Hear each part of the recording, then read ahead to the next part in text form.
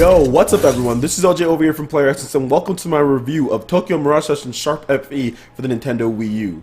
This game was one of the first Wii U games announced after the system was launched, but ironically took the longest to come out. Seriously, it's been over 3 years since they first unveiled this game, but was it worth the wait? And I'm going to go ahead and say yes, this game is actually worth the wait. It is fantastic, and mainly the reason why Tokyo Mirage Sessions is fantastic is because of the battle system, and that's what I'm going to be focusing on for most of this review. Now, if you're new to my channel, I do not do crazy in-depth reviews that tell you every single thing about the game because I want you to experience it, but I will be telling you the key points of this game and whether you should pick it up or not. In my reviews, I never really go too in-depth into story just because I don't want to have any spoilers, but what the basic gist of this story is that entertainers, dancers, performers are disappearing across Tokyo, and you are basically hired by Fortuna Entertainment to master your Mirage and also to save these people. So Fortuna is almost a cover for all of these Mirage masters to go in and save people from these evil Mirages that are taking over people's bodies and that are doing weird things to people across Tokyo. Now, there's a lot more to it than that, but like I said, I definitely don't want to spoil anything for you, and I want you guys to have full experience of the story. Now, the theme. The theme has been a really big controversial point for a lot of people, and understandably so. This is not Shin Megami Tensei, this is not Fire Emblem. It's far more lighthearted, and I would say the theme is even kind of dumb at times. The singing and dancing just sometimes to me gets to the point to where it's annoying when they're doing certain dances and performances, and I don't necessarily understand why they needed to go with this theme. They could have just went with the typical, we're just a cover. There are performances that you can potentially just watch some other place. I don't really understand the need for them to actually be performers themselves. They could have just been the undercover agents for the performers that are going missing. But I can understand why they wanted it to necessarily be an involved story, so maybe that's why they did it. But overall, I don't like the theme too much. Some of the singing and dancing is kind of cringy. Some of it's good. It just really depends on your own personal opinion. But overall, I wasn't a huge fan of the theme. But the most important thing for me was the battle system. And that's going to be the bread and butter. That is the money of this game. And I think that's where most of their time went to, because the battle system is awesome. So if you've played the Shin Megami Tensei games, you're going to be pretty familiar with a lot of the different names, the spells for magic, and different things within it. It's a momentum-based system. And what I mean by that is that anytime you hit someone with a weakness, it will actually give you a chance to attack again. Now, in this game, it's called Sessions, and how you acquire Sessions by continuing to battle and leveling up. Each time you do a different type of magic spell that can link with another session that is learned, you can combo it up to 3 times. And you definitely want to make sure that you're exploiting this, because not only can you earn achievements and play medals from that, but you can also get items and better drops from dispatching your foes quickly and efficiently. So you always want to make sure that you're really linking up and doing session attacks. But it really creates a nice flow to the battle. It seriously feels amazing to link up, do your sessions attacks, and honestly, there's times where you think that you're going to get hit, but if you do your session attacks enough and actually strategize when you're going to hit certain enemies when and where, you can take no damage in a lot of the battles, and that's really fun. Now, I do recommend a couple different things when talking about the battle system and going into battles. I think that you should be putting the game on the hard difficulty. The hard difficulty really makes you think and use all of your abilities. Now, when you're playing on easy, if you're playing on normal, there's going to be a lot of things like the stat buffs and some of the other stuff that's really not going to be useful because the game is so easy that you don't need to. But when you're playing on the hard difficulty and even the unlockable harder difficulty after that, you're definitely going to think differently as far as buffing your attacks and buffing your defense and things like that, and actually buying items and using items. So I definitely recommend playing on the hard difficulty starting out first, just so you can get the full experience of actually having to buy, use items, and the full range of different abilities that your characters have.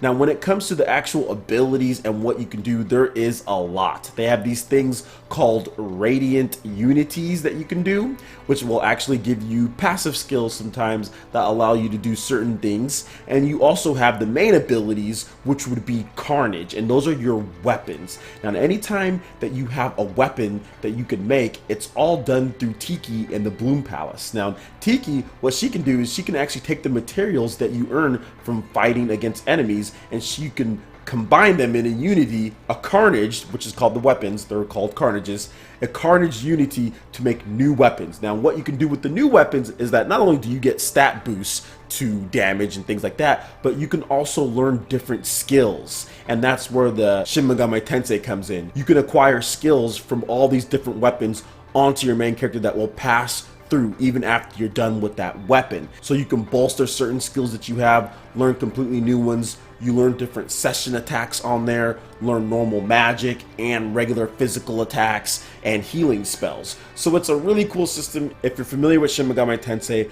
you're definitely going to know and jump right into this one. As far as the Link to Fire Emblem goes, it's obviously the Mirages. You've all seen with Chrom and Thahara and Kain, and I think that's a really nice touch, making them Mirages. They just look so cool. A lot of them look awesome, and I like what they did there. This game is really more of a new IP than it is necessarily a real crossover game, if that makes any sense. Don't go into it thinking, yeah, I'm going to get the next Shin Megami Tensei or I'm getting the next Fire Emblem game. It's something completely different. It is an amazing battle system.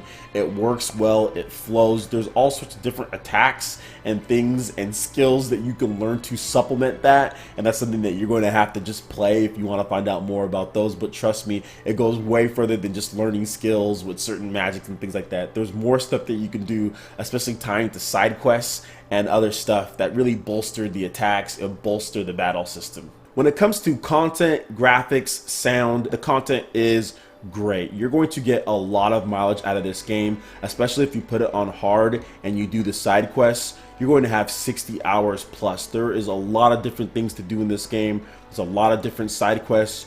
You're going to have to level up. You're going to have to grind a little bit, but since the battles are so fun, the grinding necessarily isn't going to be a problem. And you do level up quickly, you earn skills quickly, and you're excited to get to the next Carnage Unity. You're excited to get the next Radiant performance that you can get. You're excited to just kind of get things, so battling and doing more battling is not a problem, in addition to just doing all the different side quests and earning new abilities. So that's the one thing that you're going to love about this game. When you spend your $60 or however much you're going to pay for it, you're going to get your money's worth. There's plenty of content in there. As far as the graphics go, they had to make some compromises, I guess, with the budget and time that they had, because if you look at the full open world, there's just silhouettes of different colors. It fits the style, but I definitely see why they did that in order for the engine not to chug. The graphics in some of the cutscenes and the parts where you're talking to them are actually really good. And overall, I think the game has a nice stylistic vibe to it, and it looks and runs really well. I haven't really experienced any frame rate dips at any point. Seems like it's running at a solid 30 frames per second. Now here's some of the other hot button issues as well, and that is the censorship in the game. Now I'm not going to spend a ton of time on this, but there are some parts where the censorship clearly shows, because what they're looking at as far as how they're impressed with certain things, especially with the photo shoot thing, doesn't make sense to what they previously saw.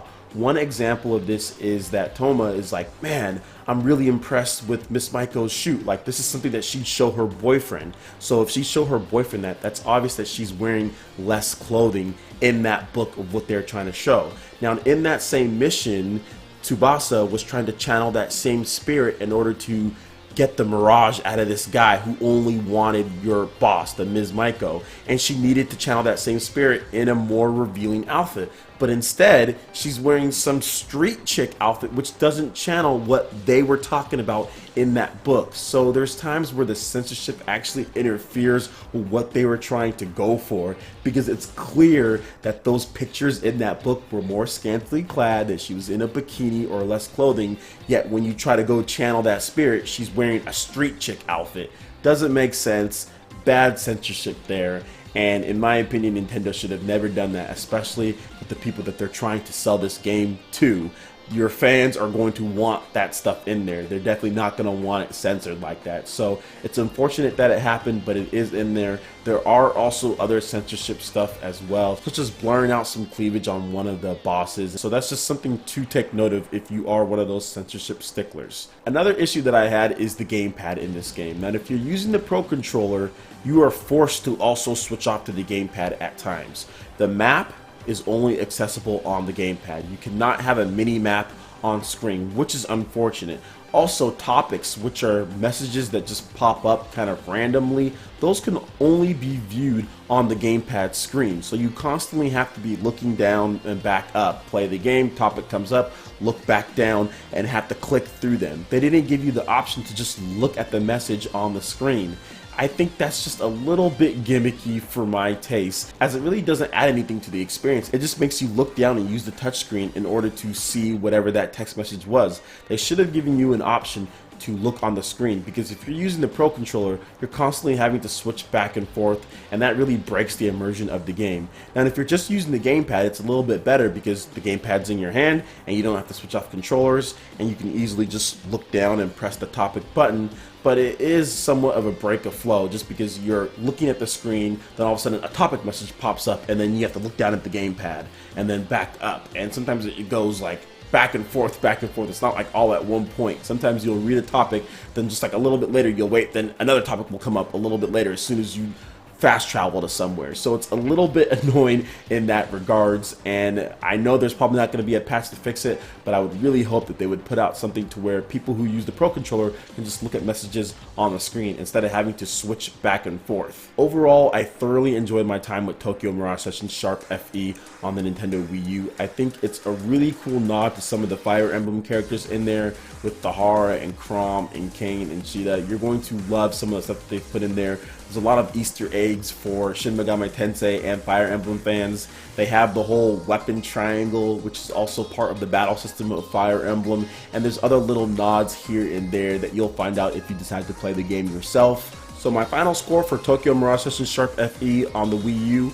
is a solid 8 out of 10. The battle system is actually really good and probably the selling point of the game. There's some issues with censorship, and there's some issues with the gamepad if you're using a Pro Controller, but overall I think they did a fantastic job, and the battle system is where you're investing when it comes to this game. Alright guys, that wraps it up for this video here. Go ahead and hit that like button if you did like it. Lets me know you guys want more content like this going forward in the future, and also subscribe to PlayerEssence for more news, reviews, trailers, tips and tricks, and everything on Tokyo Mirage Sessions Sharp FE. Thank you so much for watching, and we'll see you for the next video. Peace.